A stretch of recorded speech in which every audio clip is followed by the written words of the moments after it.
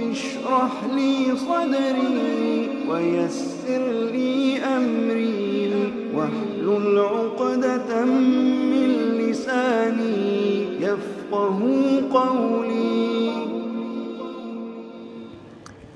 ہر قسم کی حمد و ثنا اللہ وحدہ لا شریک، خالق، مالک، رازق، داتا، اس کی ذات کے لیے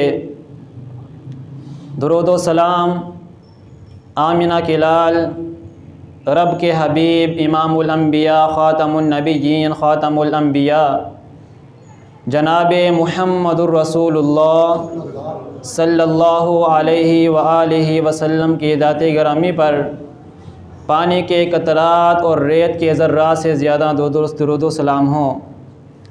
رحمتوں کا نزول صحابہ کرام، تابعین، تبع تابعین، ائمہ دین، فقہائے دین، محدثین اعظام، علماء کرام اور مجاہدین اسلام پہ آج انشاءاللہ میں آپ کے سامنے چند باتیں اپنی اس دنیا کی زندگی کے حوالے سے کرنے کی کوشش کروں گا۔ اللہ تعالیٰ مجھے حق سچ بیان کر کے اس کے مطابق ہم سب کو عمل کرنے کی توفیق عطا فرمائے۔ اللہ تعالیٰ نے انسان کو دنیا میں بھیجا اور انسان دنیا میں آیا، پھر انسان نے اس دنیا کو کامیاب بنانے کے لیے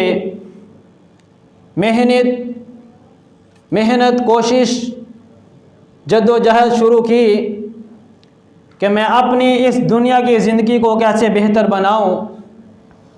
انسان کے ذہن میں ایک یہ بات بھی آئی کہ اس دنیا کی زندگی کو بہتر بنانے کے لیے پیسہ، مال و دولت، بینک بیلنس یہ ہونا ضروری ہے۔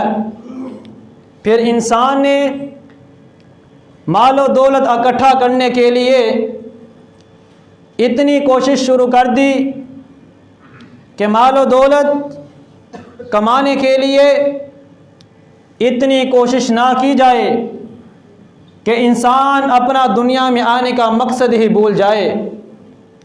مال و دولت کمانے کے لیے اتنی محنت نہ کی جائے کہ انسان دین اسلام کو ہی بھول جائے۔ مال و دولت اکٹھا کرنے کے لیے اتنی محنت نہ کی جائے کہ انسان اپنے رب کو ہی بھول جائے۔ اللہ تعالیٰ نے انسان کو اس دنیا میں بھیجا کس لیے؟ اصل مقصد کو یاد رکھنا، اس کے مطابق زندگی گزارنا یہ بہت ضروری ہے۔ قرآن کے اندر اللہ تعالیٰ نے فرمایا یا ایھا الناس کلوا مما فی الارض حلالا طیبا، اے لوگو، مسلمانوں کو نہیں، مومنوں کو نہیں، انسانوں کو، مسلمان غیر مسلم سب کو مخاطب کیا۔ یا ایھا الناس، اے لوگو، کلوا مما فی الارض حلالا طیبا، کھاؤ وہ چیزیں جو زمین میں ہیں حلال اور پاک۔ اللہ تعالیٰ نے انسانوں کو مخاطب کر کے کہا کہ حلال اور پاک چیزیں کھانی ہیں، حرام کے نزدیک نہیں جانا۔ اسی طرح قال رسول اللہ صلی اللہ علیہ وآلہ وسلم، نبی علیہ السلام نے فرمایا جب بچہ ماں کے پیٹ میں ہوتا ہے 4 مہینے گزرتے ہیں، فرشتہ آتا ہے، فرشتہ اس کے 4 کام لکھ دیتا ہے۔ کون سے 4 کام؟ یقال لہ اکتب عملہ ورزقہ واجلہ وشقی او سعید، فرشتہ اس کے لیے لکھ دیتا ہے اس نے دنیا کی زندگی میں کتنا رزق کھانا ہے، یہ لکھ دی گیا۔ ہمارے نصیب میں ہمارے مقدر میں لکھ دیا گیا کہ انسان نے دنیا میں آ کے کتنا رزق کھانا ہے. جب تک انسان اپنا سارا رزق نہ کھا لے اس وقت تک موت نہیں آئے گی. یہ ہمارے نصیب میں لکھ دیا گیا. اور کھلانے والا کون؟ صرف اللہ کی ذات، جو ہر انسان جاندار ہر چیز کو رزق دیتا ہے وہ صرف اللہ کی ذات ہے. جو چیز ہمارے نصیب میں لکھ دی گئی، جو ہمیں مل کے رہے گی، اس کے لیے ہم کتنی کوشش کرتے ہیں. اور وہ جس کے بارے میں اللہ تعالیٰ نے انسان کو اختیار دیا ہے کہ یہ دو راستے ہیں، یہ جنت کا راستہ، یہ جہنم کا راستہ، اے انسان اب یہ تیری مرضی ہے تو جس راستے پہ چلنا چاہے چل جا. یہ انسان کے اختیار میں ہے. اور پھر وہ موت جس کے بارے میں کسی کو علم نہیں، کسی کو یہ نہیں پتا کب آئے گی، کس وقت آئے گی، کس حال میں آئے گی. ہم اس میں موت کے لیے کتنی محنت کرتے ہیں، کتنی کوشش کرتے ہیں. ہمیں ہر حال میں اس حال میں رہنا چاہیے کہ جس وقت بھی، جس حال میں بھی، جس عمر میں بھی موت آئے ہم کو پچھتانے کی ضرورت نہ پڑے. اس لیے جو رزق، جو مال و دولت، جو کھان پین ہمارے نصیب میں ہے وہ ہمیں مل کے ہی رہے گا. تو ہمیں اس دنیا کو بہتر بنانے کے لیے جو ہم کوشش کرتے ہیں، اسی طرح ہم کو اگلی جو ہماری زندگی ہے اس کو بھی بہتر بنانے کے لیے کوشش کرنی چاہیے. اللہ تعالی ہمیں اس کے مطابق عمل کرنے کی توفیق عطا فرمائے. اور یہ دنیا کی زندگی کو بہتر بنانے کے لیے ہم رزق، مال و دولت کی تلاش میں رہتے ہیں، تو حرام دنیا کے اندر حلال رزق کھانا ہے، اور وہ چیزیں جو پاک ہیں اور حلال ہیں وہ کھانی ہیں. اسی طرح ہی یہ دنیا کی زندگی کے اندر رزق حلال کو حاصل کرنے کے لیے کوشش کرنا، پھر ایسے طریقے استعمال کرنا، ایسے طریقے تلاش کرنا جس کی وجہ سے رزق کے اندر برکت بھی آئے، تو پھر ہی زندگی گزارنے کا مزہ آتا ہے. صرف مال و دولت ہو اور رزق میں برکت نہ ہو، وہ مال و دولت کسی کام کا نہیں. اگر رزق حلال ہو، مال و دولت ہو، اس کے اندر برکت ہو، پھر زندگی گزارنے کا مزہ آتا ہے. رزق حلال میں برکت کن کاموں سے آتی ہے؟ سب سے پہلی بات، انسان جو محنت کرتا ہے، جو تنخواہ لیتا ہے، آمدن آتی ہے، اس میں سے اپنے والدین کو خوشی کے ساتھ کھلانا چاہیے. اپنے والدین کو اس آمدن میں سے، اس تنخواہ میں سے خوشی کے ساتھ کھلانا، کچھ نہ کچھ دینا.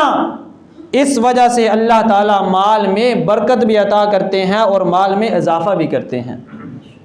یہ نہیں کہ والدین ہی کہیں بیٹا یہ چیز کی ضرورت ہے لا دو، یا اتنے پیسے کی ضرورت ہے پھر ہی نہیں، خوشی کے ساتھ والدین کو دینا چاہیے. دوسری بات، صدقہ خیرات، اللہ کے راستے میں خرچ کرنا. رزق حلال میں برکت کا یہ بھی سبب ہے کہ آپ اللہ کے راستے میں خرچ کرو. اللہ نے جو مال عطا کیا ہے یہ ہمارا مال نہیں، یہ اللہ کا مال ہے جو اللہ نے ہمیں دیا ہے.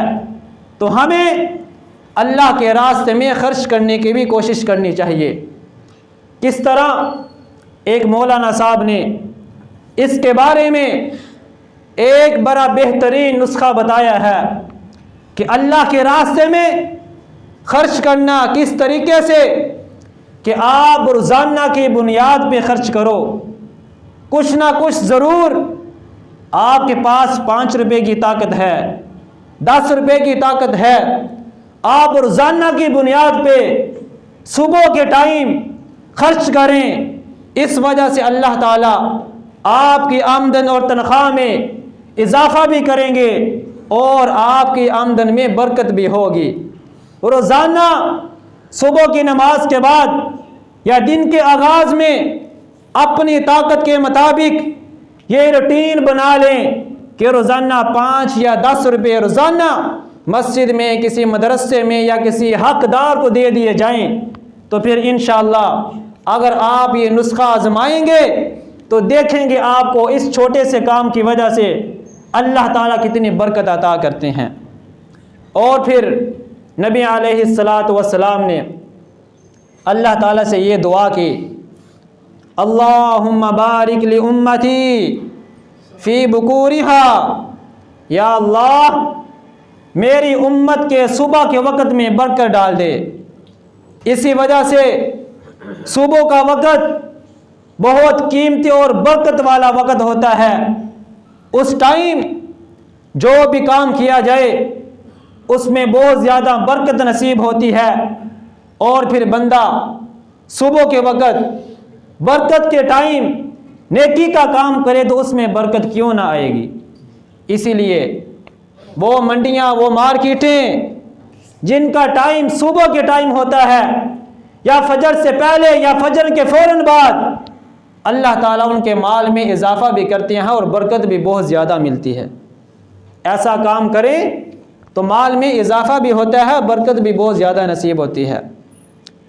پھر رزق میں اضافے کے لیے، برکت کے لیے ایمانداری سے کام کرنا، دیانتداری، ایمانداری سے کام کرنا۔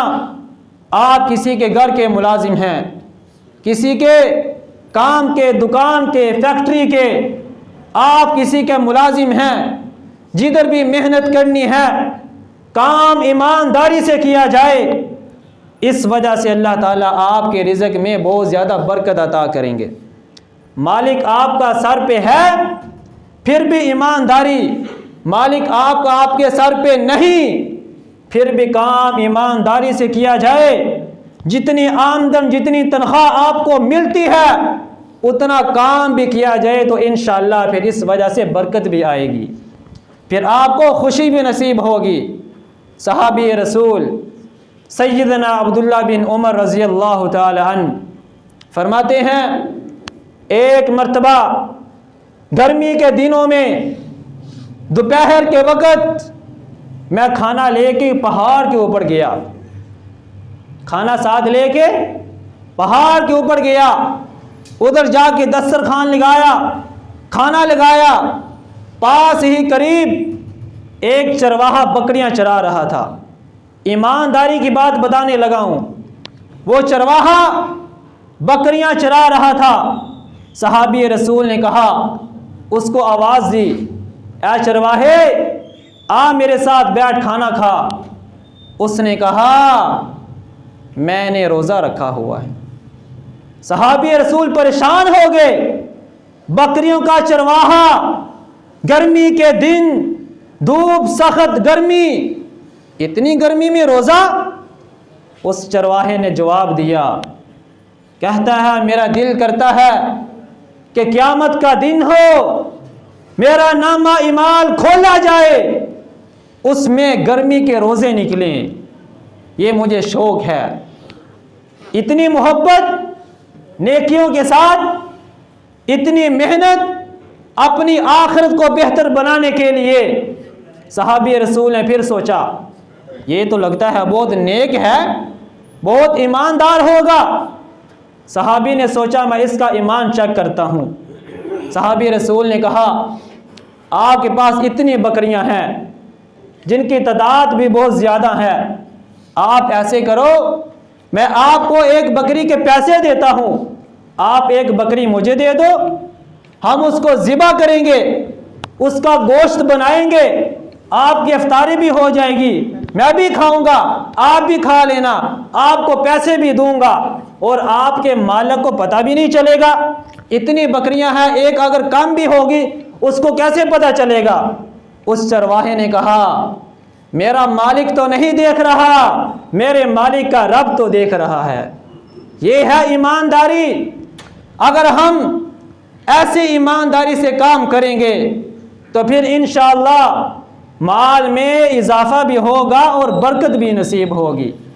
صحابی رسول نے جب یہ بات سنی فوراً واپس آئے، شہر میں آ کے پوچھا یہ کس کا غلام ہے جو پہاڑ پہ بکریاں چروا رہا ہے؟ بتایا گیا، اس کے مالک کے پاس گئے، صحابی رسول نے کہا آپ کا جو غلام ہے میں اس کو خریدنا چاہتا ہوں، اس کی قیمت آپ کو ادا کرنا چاہتا ہوں، کیا آپ اپنے غلام کو بیچنا چاہتے ہیں؟ مالک نے کہا ٹھیک ہے آپ خرید لو۔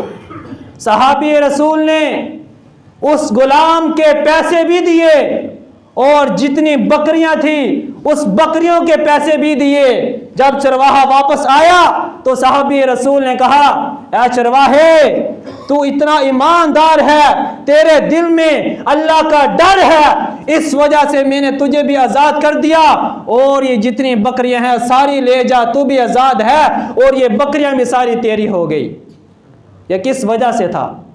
اس کی ایمانداری، اس کے دل میں جو اللہ کا ڈر تھا، اس وجہ سے اللہ نے یہ سبب پیدا کیا کہ وہ آزاد بھی ہو گیا اور اتنا مال و دولت بھی نصیب ہو گیا۔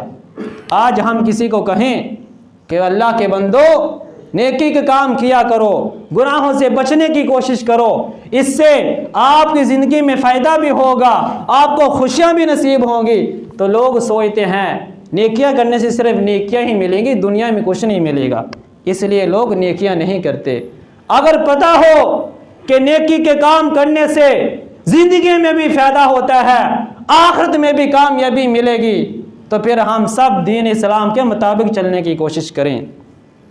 اس کے بعد ہمارے معاملات رزق حلال میں برکت کے لیے ذکر اذکار کرنا، اللہ کو یاد کرنا، اللہ کا ذکر کرنا، جیسے سبحان اللہ پڑھنا، استغفر اللہ پڑھنا، لا حول ولا قوت الا باللہ پڑھنا۔ امام احمد بن حنبل رحمہ اللہ، کون امام جن کو کئی بادشاہوں نے سزائیں دی، کس وجہ سے؟ اس دین اسلام کی وجہ سے۔ اور وہ امام صاحب کہا کرتے تھے، بادشاہ نے کہا نا کہ اے امام احمد بن حنبل تو اتنا ضدی ہے، اپنی بات سے پھرتا بھی نہیں اور تجھے سزائیں ملتی ہے، تکلیف بھی ہوتی ہے۔ امام نے یہ بات کہی تھی، اے ظالم بادشاہ، آپ کا اور میرا اس دن پتہ چلے گا جس دن جنازے اٹھیں گے۔ اور جب امام صاحب اس دنیا سے گئے، 1 لاکھ نہیں، 2 لاکھ نہیں، 10 لاکھ سے زیادہ لوگوں نے ان کے جنازے میں شرکت کی تھی۔ وہ امام احمد بن حنبل رحمہ اللہ جب ایک مرتبہ سفر پہ جا رہے تھے، راستے میں رات کا ٹائم ہو گیا، دیکھا کہ ایک مسجد ہے، ادھر مسجد میں آرام کر لیتے ہیں۔ مسجد والا کوئی ہے، اللہ کا بندہ، اس نے کہا معلوم نہیں کہ یہ کون امام ہے، کون اللہ کا بندہ ہے۔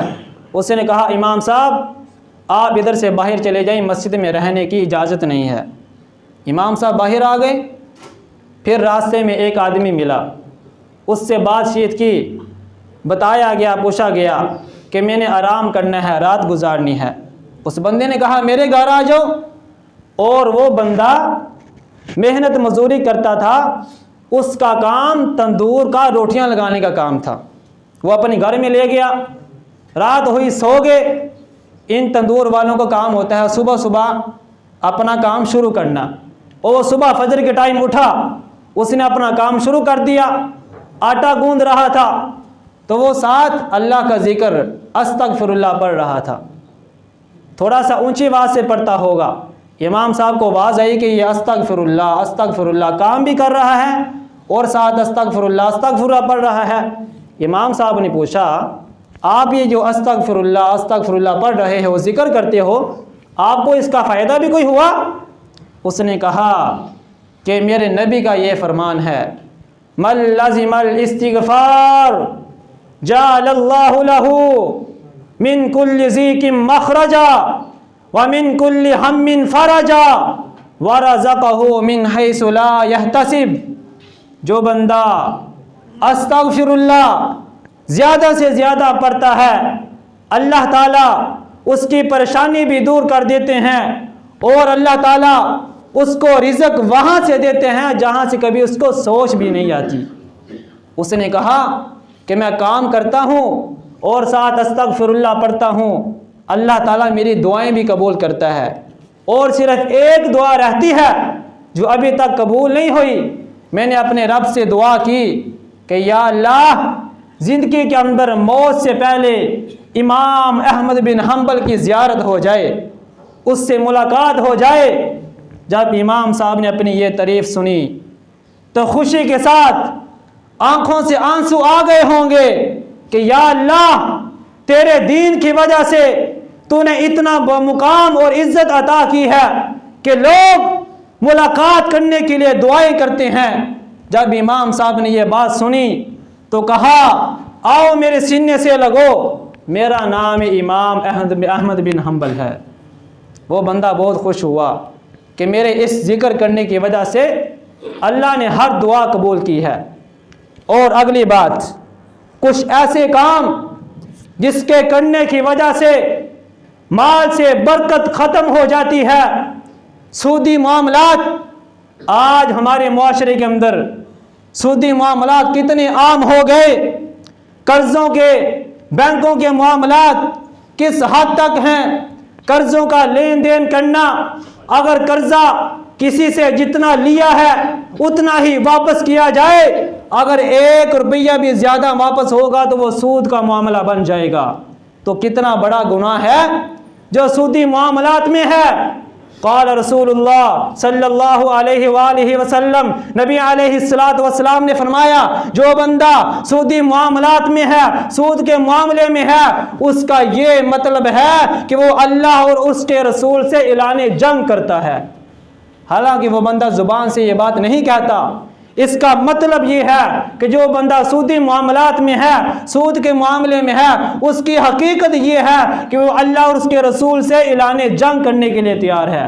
اس لیے سودی معاملات سے بچنا، اس سے دور رہنا بہت ضروری بات ہے۔ اس کے بعد کمپنیاں کئی قسم کی ایسی ہیں جن کا کام ہی سارا سود کی بنیاد پہ ہے، جن کا سارا کام سودی معاملہ ہے، لوگ اس میں شامل ہو جاتے ہیں۔ لوگ یہ نہیں دیکھتے پیسہ آنے والا حرام کا ہے یا حلال کا ہے، جائز ہے یا ناجائز ہے، صرف یہ دیکھتے ہیں پیسہ لاکھوں کے حساب سے ہے، پیسہ کروڑوں کے حساب سے ہے، فوراً چل پڑتے ہیں کہ صرف پیسہ آنا چاہیے۔ نہ میرے بھائی، رزق حلال کمانا ہے، اللہ تعالیٰ نے حرام سے منع کیا ہے، حلال کھانے کا حکم دیا ہے۔ اور پھر یہ سموں کی کمپنیاں، ان کے کئی قسم کے میسج آتے ہیں کہ اس قرآن اندازی میں شامل ہو جائیں، آپ کا 1 یا 2 بیلنس ختم ہوگا، آپ قرآن اندازی میں شامل ہو جائیں گے، آپ کو انعام ملے گا۔ یہ اس کے اوپر بھی کبھی غور و فکر کیا کہ یہ سود کا معاملہ ہے یا کیا معاملہ ہے؟ اسی طرح ہی سوشل میڈیا پہ اور اسی طرح یہ جو ایڈوانس بیلنس دیا جاتا ہے، اس کے بارے میں بھی شاید آپ کو علم ہو۔ جب وہ بیلنس دیتے ہیں اور جب وہ واپس لیتے ہیں 2 یا 3 روپے زیادہ لیتے ہیں، اس کے بارے میں بھی آپ کو غور و فکر کرنا چاہیے۔ قرضہ جتنا دینا ہے اتنا ہی واپس کرنا ہے، پھر ٹھیک، اگر 1 روپیہ بھی زیادہ دیا گیا تو وہ سود کا معاملہ بن جائے گا۔ اس لیے ایڈوانس بیلنس لینے سے بھی پرہیز کرنا چاہیے۔ اگلی بات، سوشل میڈیا پہ جو کام ہے، بے حیائی کی وجہ سے، معاملے کی وجہ سے بے حیائی کے کام کر کے اپنے لائک فالورز زیادہ کرنا، مختلف قسم کی ایپیں بنی ہوئی ہیں، وہ ایپیں استعمال کر کے آپ کو جو کمپنی والے یا وہ ایپ والے پیسے دیتے ہیں، کیا وہ پیسے حلال کے ہیں؟ گناہ کا کام کر کے پیسے کمانا، گناہ کا کام کر کے جو پیسے ملیں گے وہ پیسے بھی جائز نہیں، حلال نہیں بلکہ حرام ہے۔ اسی طرح ہی جوا، شرطیں لگائی جاتی ہیں، کھیل کھیلے جاتے ہیں، جوا لگایا جاتا ہے، اس قسم کے پیسے لوگ بہت زیادہ ان کاموں میں شامل ہیں۔ کیا اس پر غور و فکر کرتے ہو کہ یہ پیسہ آنے والا جائز ہے یا ناجائز ہے؟ اور معاشرے کے اندر، مارکیٹوں کے اندر یہ لکی کمیٹیاں، بولی والی کمیٹیاں، کبھی ان کے اوپر غور و فکر کیا ہے؟ بینر لگے ہوتے ہیں، فلیکسیں لگی ہوتی ہیں، کمیٹی میں شامل ہونے کے لیے ہم سے رابطہ کیا جائے، اور یہ بھی تو سوچا کرو اتنا لاکھوں روپے کروڑوں پہ یہ لینا استعمال کرنا جائز ہے یا کہ ناجائز ہے، اس کے اوپر بھی غور و فکر کرنا چاہیے۔ اور اخبار بیچنے والوں کے پاس وہ ایک صفحہ ہوتا ہے جس کے اوپر نمبر لکھے ہوتے ہیں، وہ نمبر تلاش کیے جاتے ہیں کہ نمبر مل گیا تو پیسے ملیں گے، اس پر بھی غور و فکر کرنا چاہیے۔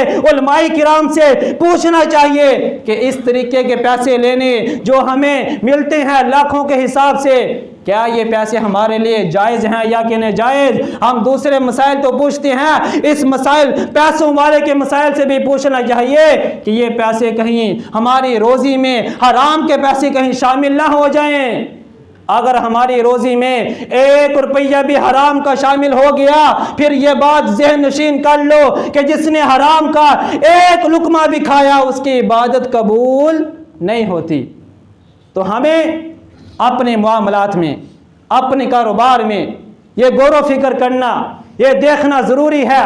نشہ آور چیزیں ہم بیچتے ہیں، ہماری خرید و فروخت میں نشہ آور چیزیں بھی شامل ہیں، سگریٹ، نشے اور سپاریاں کئی قسم کی جو ہم دکانوں پہ بیچتے ہیں، کیا اس کی کمائی جائز ہے؟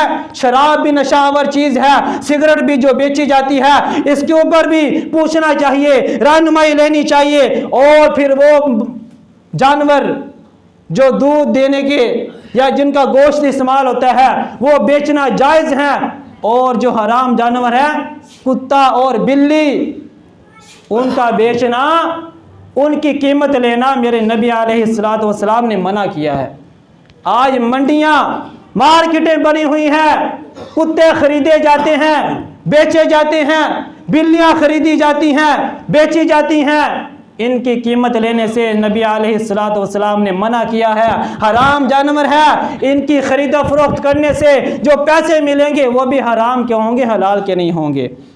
اسی طرح اس لیے اپنی روزی اور اپنے معاملے میں غور و فکر کرنا ہے کہ کہیں ہماری روزی میں حرام کی ملاوٹ تو نہیں، کہیں ہماری روزی میں وہ مال تو نہیں آ رہا جو حلال نہیں۔ اللہ تعالی ہمیں سمجھنے کی، اس کے مطابق عمل کرنے کی توفیق عطا فرمائے، اور اللہ تعالی ہمیں توفیق دے کہ ہم حلال رزق اور پاک رزق کھائیں، حرام سے بچنے کی کوشش کریں۔ حرام کے جو معاملات ہیں اللہ تعالی ہمیں ان سے بچائے اور اس کے حلال کھانے کی توفیق دے۔ وما علینا الا البلاغ المبین۔ اشرح لي صدري ويسر لي أمري واحلل عقدة من لساني يفقه قولي